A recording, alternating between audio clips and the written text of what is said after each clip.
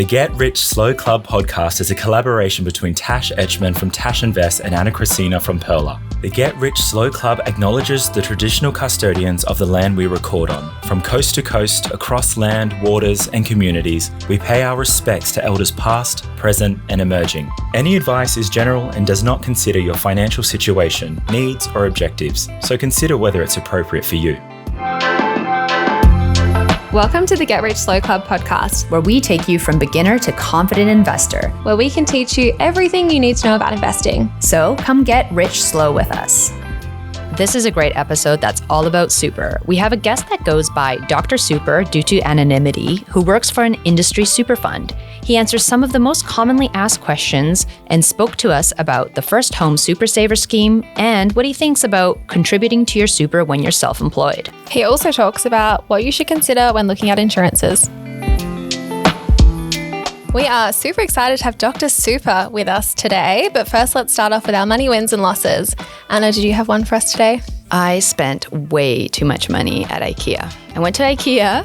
I finally I don't think I mentioned on the podcast, but I wrote a book. So I had a week off to just relax, and I needed to run some errands, and I went to IKEA and I spent money on the breakfast and all the containers I didn't need and the rug that I definitely needed. And yeah, I'm a little bit embarrassed of how much money I spent. I don't want to say how much. You don't want to say? Okay, I was going to ask. But I think I'm going to return a whole bunch of them. Okay. I took them home and I was like, oh, this isn't really working. So I feel like it'll be okay. I'll feel less guilty about the money. Did you get a hot dog or something to make up for it, the dollar hot dog? No, I got the breakfast. I got extra hash browns because I love hash browns.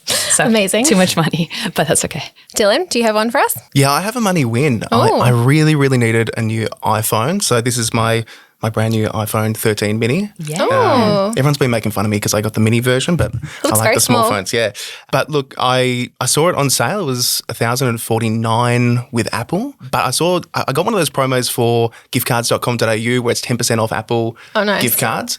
And I also saw that Officeworks actually had the phone $20 cheaper. Ooh, nice. So I did go back to Apple and say, can you price match for that? So $20 off there. And then I paid $1,000 worth of gift cards, but it only cost me $900. So ended up getting $120 cheaper than just buying it straight from Apple. So I think that's a bit of a money Amazing. win. Good hack. Yeah. What is it? Giftcards.com.au? Yeah. And price match. Good. Yeah. Nice. Good promo. Yeah. Mine this morning, I was at the airport and I have gold with Virgin, so I can go into lounges when I land, and I got my free coffee instead of buying one. So that's a win. Oh, definitely. Nice. Yeah. Let's start with a bit about your journey to working at a super fund. How did you transition from studying psychology to working at a super fund? Yeah, so look, I've always been interested in how things work and more specifically how people work. And look, personal finance was always a hobby of mine. I was just really interested in learning more. Investment markets was something that sort of over time you sort of dip your toe in the water a little bit and then you get really hooked and you want to learn more and find out more. But when I got into investing, I guess superannuation sort of caught my eye as well because most Australians don't realise that their super is actually invested. And once I found out about that became of interest to me as well. And when I did my university degree, I did a research degree. Part of that was actually in financial decision making. So on the topics of risk aversion, loss aversion, things that really affect individual investor behaviour and things that affect us all the time in daily life. And so from there, when I saw a role available in a super fund as I was getting to the end of my degree, I thought I'd apply for it and sort of made the pivot from there. And it's been a really cool journey. It's really interesting to see what goes on at a super fund, all the different roles that are available. And it's really been interesting to talk to members as well and be able to interact with them and really just find out a little bit more about how people tick. So that's kind of the full circle there. Yeah. Do you find that you use some of your psychology degree in your everyday at the super fund? I don't think I apply it, but I'm the type of person who really likes people watching. I really find it interesting,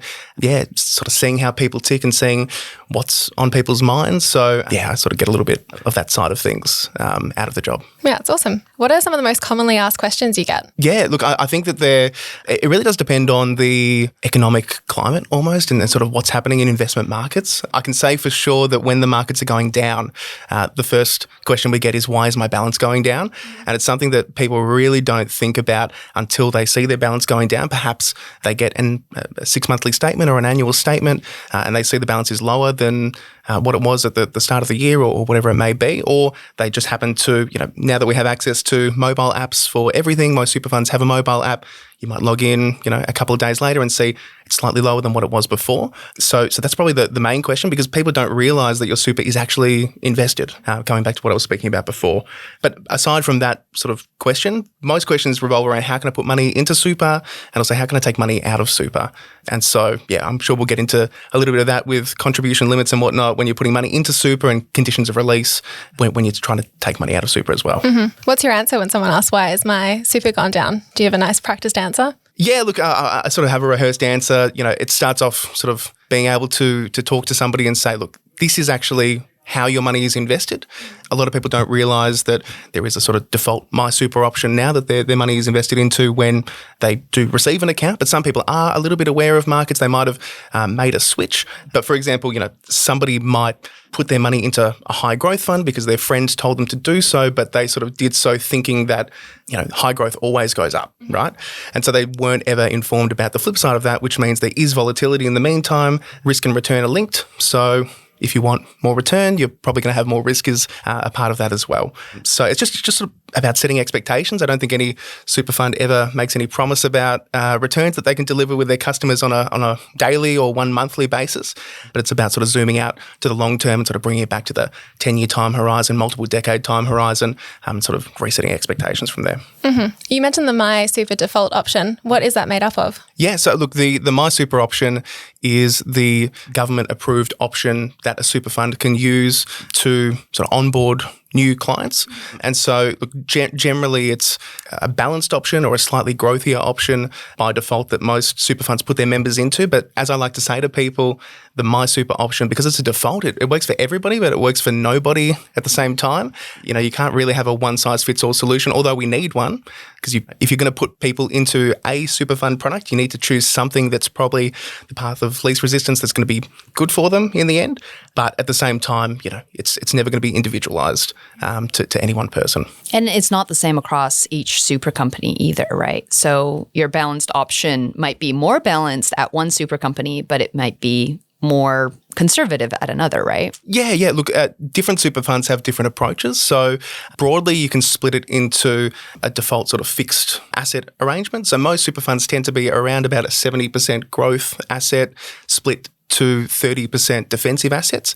But other super funds choose a life cycle style of My Super product, which means that when you're younger, you have a higher allocation to the growth assets, and then over time, they gradually move you into a more conservative asset allocation. So that's something that people might not be aware of.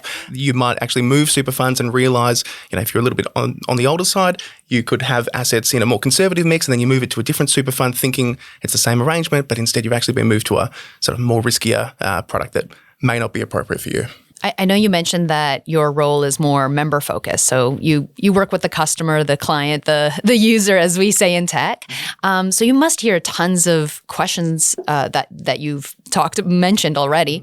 But I find super so complex. When I first came to Australia, that was one of those things where I was like, I need to figure this out. This is a financial thing that's happening.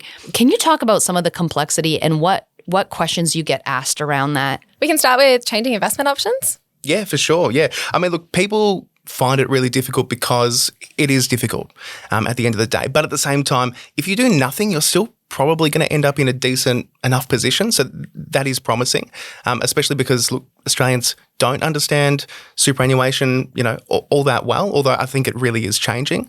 But at the same time, considering how much wealth Australians have in superannuation, we've kind of gotten away with it. We've kind of fluked it. Most Australians are in a better position than if they had no superannuation system. But look, just sort of getting on the topic of what you can do to change things in your super, you do have some degree of flexibility. You do have the ability to change your investment options, like I was touching on before. Most super funds, the default option, like I said, you either sort of have a fixed asset allocation or a life cycle type of asset allocation. But in general, super funds also have what's called pre-mixed options and single sector options. So in a pre-mixed option, it's an all-in-one portfolio that's designed with a goal or an objective in mind. So something like a high growth portfolio is much higher weighted in growth assets versus defensive assets versus something that's either balanced or conservative in nature. It's obviously got a different risk profile suited for a different type of member. But at the same time, there are single sector options as well. So if somebody knows or has high conviction, for example, in being in Australian shares, they can choose their own allocation to Australian shares rather than being left at the whim of the fund manager themselves to choose what that allocation would be inside any one portfolio. Likewise with international shares, property, bonds, cash, all of those are single sector options where people in their fund can actually choose the individual asset allocation. And is there something that they need to consider when they're choosing that? Like, is there something that, you have to walk them through, or tax or things fees to consider or if you're anything? switching every week? Yeah. Well, look, I think that for most people, the set and forget approach is really what you want. You do see some people who have really high switching activity on their account, and that might not always be in their best interest, nor do they necessarily, have the calculations on hand to actually see if they're making themselves better off or worse off. But I think the government's really tried to actually standardise how we approach risk and return across industries. So that's part of why MySuper was introduced. But most super funds will generally give a minimum expected time frame that you should actually stay in an investment. And that's really good information to be able to see on any super provider's website. Generally, they like to quote it in terms of the minimum time to stay in the investment, but they also try and give you an indication of, in a 20-year period, in how many years you can expect a negative return. And that's really helpful in any conversation. So some of these higher risk options, you might actually see that in any 20-year period, you could expect a negative return in 6 or 7 years. And that's across an entire year. And a year is quite a long time when you're considering, watching your account balance go down. But it's a way of trying to put a number to a known unknown. So we know that we're not always going to have, periods of economic growth and where investment markets are going up, but it's setting that expectation, saying, look, we know that there are going to be periods where the investments are going to be going downhill, but in saying that, we've planned for this, and you should plan for it as well when choosing your investments to make sure that you're not in a product where you're going to need that money when the market is down. Do you have financial advisors or other people that you can refer people onto to get advice about their super within the super fund? For sure, yeah. Look, there are different tiers of advice. So it's most likely you'll have access to general financial advisors and then also, personal and more specific comprehensive financial advisors. And look, the way that super funds do it across the board, it's very, very different depending on which super fund you're with, but it's worth reaching out to your super fund. I mean, look, this is partially where some of your administration fees go that you're paying, even if it's giving them a call for more factual information, or if you do have a session with a general advisor who might be able to tell you what people in your position tend to be doing. So people in your age bracket, people with similar goals, the types of choices they might actually be making, whether it's a good idea to put in extra money, whether you're going to meet those general retirement goals. But at the same time, obviously, there is access to the specific financial advisors that can actually go really in depth into your specific case and look at things inside super and outside super to put together a really comprehensive plan. Usually for members, it's a subsidised service as well. So it's always a good idea to check in it, at least have the conversation to see if it's something that's worth approaching and going down that road. Yeah, free financial advice would be great if you can get the general sessions for free. That's it. So another thing I found interesting when I first came to Australia, I reference this a lot, but super was one of the first ways that I thought about investing in Australia because I had to, right? I was employed here.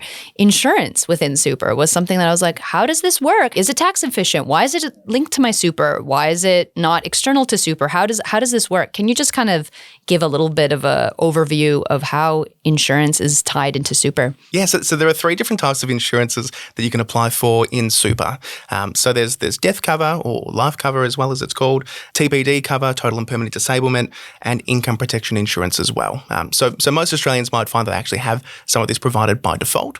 But if you do need additional insurance, you can apply for additional insurance. You can remove that insurance. You can take it away. I believe it was legislated that a certain minimum default level of insurance should be provided, although the rules do change a little bit over time there. But essentially, a death insurance is paid out in the event that you do pass away, or if you are terminally ill, you might be able to access that early if it's been approved by, I think it's 2 doctors. TPD insurance is paid out as a lump sum in the event that you aren't able to work again or perform household duties generally. And income protection insurance is more of a temporary type of insurance in place for if you do have a temporary illness or disability, something that prevents you from doing your day-to-day work or anything that you're reasonably qualified for. It's a sort of a temporary measure in place there. And look, I think that a lot of Australians Australians don't really consider insurance in general. I believe that we're a pretty underinsured nation, and it's worth considering because you want to be able to make sure, depending on your financial circumstances and depending on your family situation, I feel like people in general, they'll hit certain life stages and they'll sort of go on and not really consider how their insurance needs have changed. So look, as a single person, your insurance needs are very, very different to if you do have a family and you get married. And likewise, down the line, if you do set yourself up financially and you have certain buffers in place, you might actually not need insurance. So like I try to say to people, nobody wants you to be in a position where you're underinsured or overinsured. It's always worth reviewing at least semi-regularly. If you do go through big life changes, it's always worth checking with your super fund the conditions under which you can make claims for insurance and check where you are today. Generally, on any annual statement you receive, it'll give you an indication of how much level of cover that you actually have. And then from there, again, most super funds have advice services where you can check in with somebody. They can make an assessment on how much insurance you might need to consider. And likewise, you can always keep tabs of how much you're actually paying for those premiums as well and make sure it's worth it. It's one of those things that's really easy to just keep putting off forever into the later bucket. Absolutely. It's on my to-do list. Yeah. I've mentioned this before. So. And you speak to people as well and look, they say, yeah, look, I'll get around to it. And I just say, look, we're speaking about it right now. Just knock it out. Get it out of the way. Yeah. Because it's important, right? Like if something were to happen to you, that's your whole livelihood, your life. You could impact the rest of your family or Absolutely. yourself. So. And one thing I'll touch on as well is people do switch super funds quite frequently now. I think it's really easy to, especially through MyGov and whatnot. But what people don't realise is that when you do change super funds, if you roll out of a super fund, generally your insurance within that fund will cancel. And so on MyGov itself, it actually does tell you yes or no whether you hold insurance within a fund. And you do find that some people will roll over not realising that they've cancelled their insurance and want it reinstated through to their new super fund. And that process is open. You can actually do that. You can transfer insurance subject to the individual eligibility, but you need to do so when you have an active policy. That's the first thing you do first. You do a transfer of insurance first, and if it's approved, then that's the green tick to actually go ahead and roll over the money side of it second. And so if you do find yourself in a position where you are somebody that's not very insurable, you might have some health conditions going on and it's difficult for you to actually apply for insurance later down the track, you want to make sure that you're maintaining the insurance cover you have now. If you do roll over your super, make sure the insurance goes with you if you want it to come across. It's really important. I think it's missed from the conversation a lot of the time. I've heard of strategies as well where people keep their first super fund open to keep paying for their insurance if they can't roll it over and then move their super to another super fund, for example. So that might be an option for people as well. That's right. Yeah, look, that's one of the cases where having multiple super funds might be a good idea.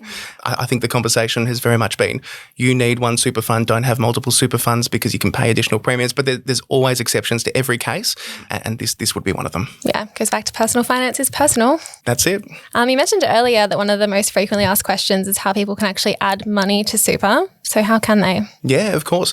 Well, by default in Australia, if you are in a position where you are needing to be paid the minimum 11%, that 11% is going in no matter what. So that makes things nice and easy there. But generally for people, it's important to know that you can make additional super contributions. And there are so many options available to you. Even when you're in higher tax brackets and you're earning a lot of money, you can get quite significant tax savings by putting extra money into super. But even when you do have periods where you're not working a lot, you might be on a career break, you might be starting a family, whatever the situation is, you do have opportunities to put money in, and the government, for example, can match money that you're putting into superannuation as well. So I think by and large, probably the easiest way that you could make additional contributions to super is through what's called a salary sacrifice arrangement. So that's where you go to your employer and you say, I would like you to put in an extra whatever amount of dollars into my super, or whatever percentage extra into my super, and contribute that, and it will never hit your bank account. That's probably the sort of behavioural hack there, that you never actually see the money hit your account, so you don't feel it as it's lost money. Or now that being said, you still need to be mindful of things like contribution caps. So the contribution cap is $27,500 for concessional contributions, and a good way to remember what a concessional contribution is, it's the type of contribution where you're receiving a tax concession. So you get that 15% tax. Yeah, penny dropped on that one. Yeah, we were looking for an easy way to explain it in the last super episode, and we were just like, oh no, but I like it. Yeah, that's great. Yeah, so you get the 15% tax rate on it, which is a hell of a lot better than the marginal tax rates generally if you're on one of those higher marginal tax rates or any tax rate that's higher than 15%. And so when the super gets in, it gets taxed concessionally, and it's a good way to boost your balance, like I said, without the money ever hitting your bank account. But even then, you can still make personal contributions yourself out of your bank account. You might have a lump sum become available. You might receive a bonus. You might receive an inheritance or whatever the situation might be. And from there, you can actually make that personal contribution into your account. And if you would like to claim a tax deduction on it, you would submit what's called a notice of intent to claim a tax deduction. And that's the process where the super fund says, look, I've got your permission now to take that 15% tax out, and we will convert it on our end into a concessional contribution. Form, you give it to the super fund or to the ATO? To the super fund. Okay. Yeah.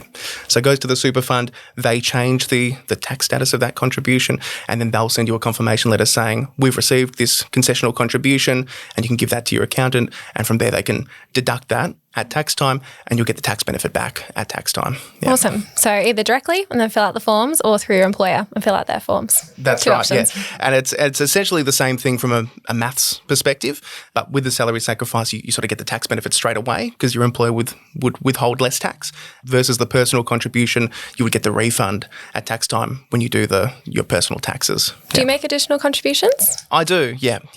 So I like to put a little bit in for sort of my side hustle income to cover that, sort of paying my own SG in a way. And as well as that, I like to put a little bit extra in just to cover the insurance premiums as well that I pay in my super, just to make sure I'm not sort of going backwards in that way as well. Yeah, it's a good way to look at it, covering the insurance premiums. That's it, yeah. And look, it's important to remember as well, if you're in a lower tax bracket, doing a salary sacrifice arrangement might not be appropriate to you, because, for example, if you are, say, earning $15,000 a year and you're actually not getting taxed on any of the money in your take-home pay, it doesn't make sense to do a salary sacrifice where 15% gets taken out from there. So other options are just doing a simple non-concessional contribution, which means you could just put the money in your super, transfer it from your bank account, no notice of intent form. You just leave it as is. And you could actually potentially get the benefit of the government co-contribution, which I think is something you touched on in your last episode as well, where the government will actually match you up to 50% of contributions you make, up to them contributing $500. So if you did make a $1,000 contribution into your super, as long as you're under the income threshold, that they will match you up to the $500. So instant 50% return on putting $1,000 in. That's what I would call a money win. Yeah, I wish I'd learnt about that years and years ago. That would have been great, but I missed out. Really good for uni students, I think, if they've got the spare cash. Yeah.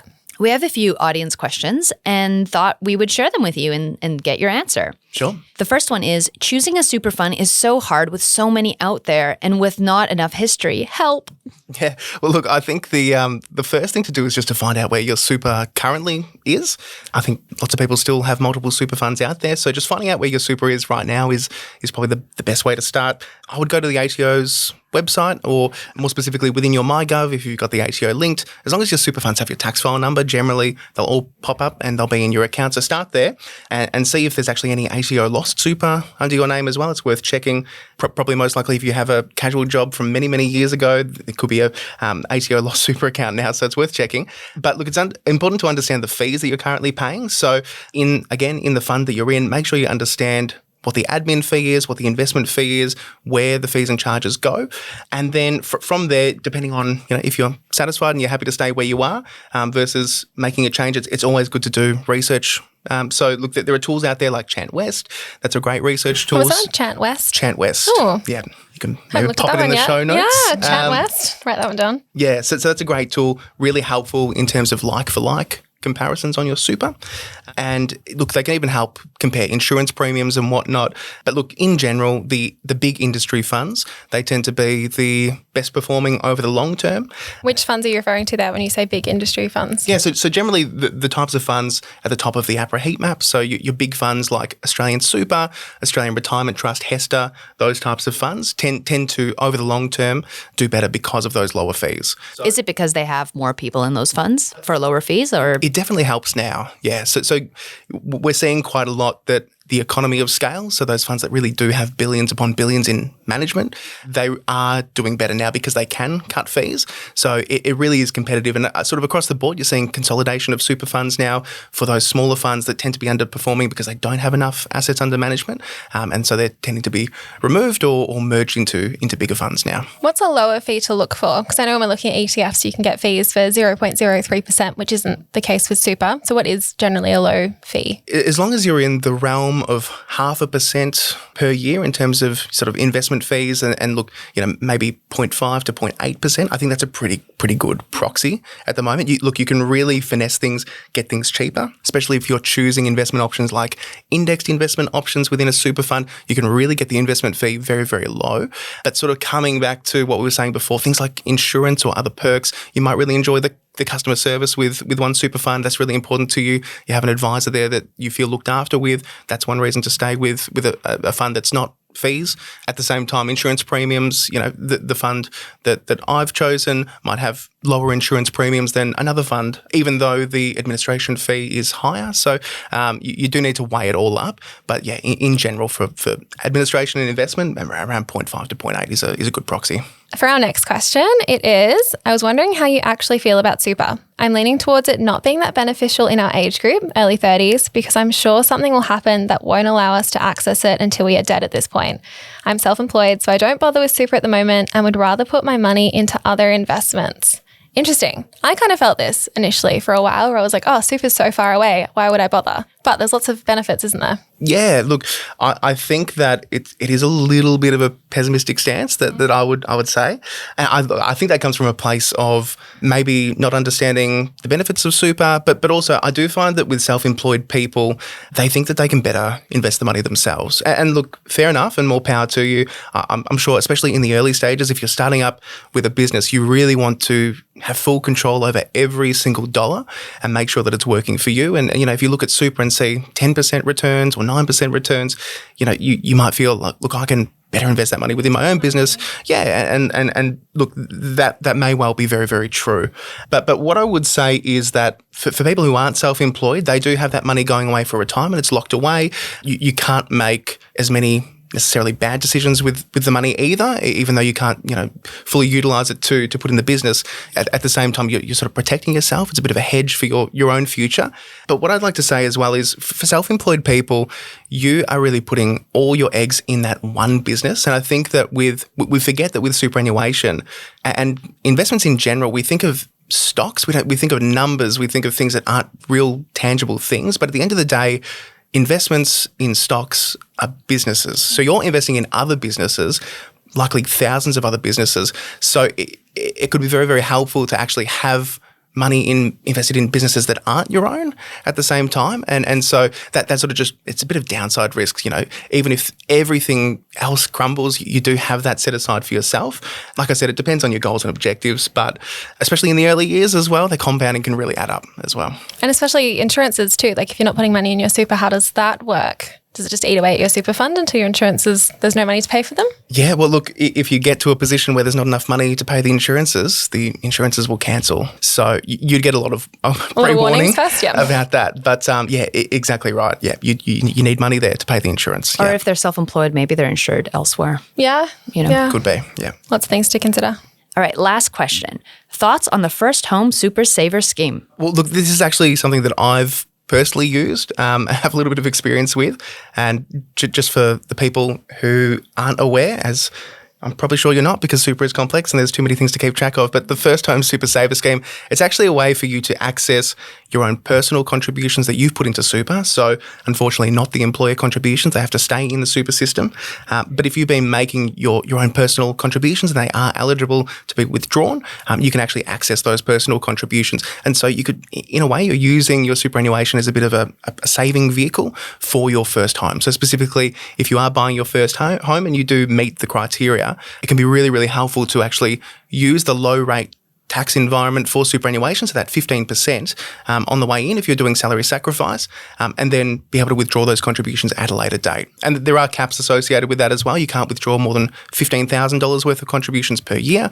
And overall, as of the recording today, you can't withdraw more than $50,000 from your super under the scheme. But, look, it's just another option, I suppose, to add in terms of trying to alleviate the pressure of buying your first house. Yeah. What happens if you decide you don't want to buy a house? Can you withdraw it and change your mind, or is it stuck there? I believe that it would be stuck there. Look, you'd have to contact the ATO and double check. Negative, not stuck, but yeah. Yeah. Look, you'd have to contact them. I think that there might be a penalty associated with if you did keep it out, whether or not the penalty was worth it. That's something you'd have to decide.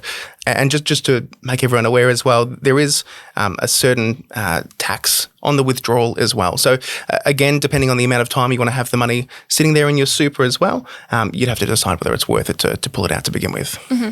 So we're going to finish up here, but before we do, what is the one thing that you would suggest everyone go and do right now in regards to their super? Yeah, look, in general, I just think it's good to have a health check on your super and just check where things are as of today, whether that's what investment options you're in right now, whether that's the insurance that you're in, and also just checking to see how your super is actually stacking up for people in your age group and with your own goals. ASFA, the Australian Superannuation Funds Association, they have some great tools on that type of thing. So you can actually pop in your date of birth or your birth year, and they'll sort of tell you how much super you should probably have right now. Not to scare people away, mine's under where it should be because I went to university and did study, but it's just good to actually get a bit of a benchmark and see where you should be. And yeah, just don't delay. If you've got questions, just ask them from your super fund. That's where your admin fees are going towards. So it's always worth educating yourself. And yeah, just anything you don't understand, there's no such thing as a stupid question because it is a very, very hard system to navigate. Yeah, I think this is really highlighted to just give them a call. And there's lots of friendly customer service people to answer your questions. That's it. Or free advice. And maybe they'll get you. Yeah. They could. Let me know if you think you're talking to me. They recognize your voice. Yes. Thank you so much for joining us. This was great. No worries. Thanks for having me. This has been so fun. Woo. Yay. Thanks so much for joining us. If you found this episode helpful, please rate us 5 stars, write a review, or share with a friend. If you're new to investing, make sure to listen to our first 10 episodes. Follow us at Get Rich Slow Club or Tash at Tash Invests or me at Ana Kresina. This show was brought to you by Natasha Etschmann, who is an authorised representative 1299881 of Guideway Financial Services, AFSL 420367, and Perla, who is an authorised representative 1281540 of Sanlam Private Wealth, AFSL 337927. Knowledge is power, especially when it comes to investing. So make sure you check out our financial services guides and read the product disclosure statement and target market determination for any investments you're considering. See our show notes for more info.